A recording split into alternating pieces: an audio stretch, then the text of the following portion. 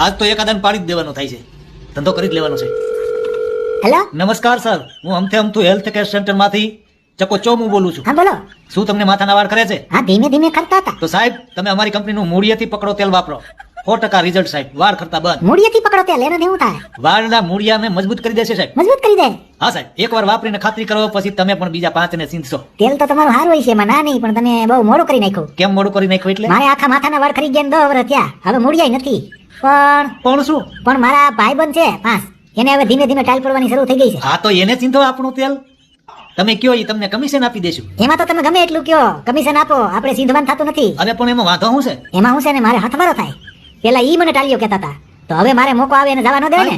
અમને અભરખાતો હોય ને કે કોકને ટાલીઓ કહી. હાલો સાહેબ, આપણો હિસાબ કરો, તેલ નહીં વેચાય તમારું. અહીં બધાને બદલા લેવા છે, બદલા. હિસાબ કરો મારો.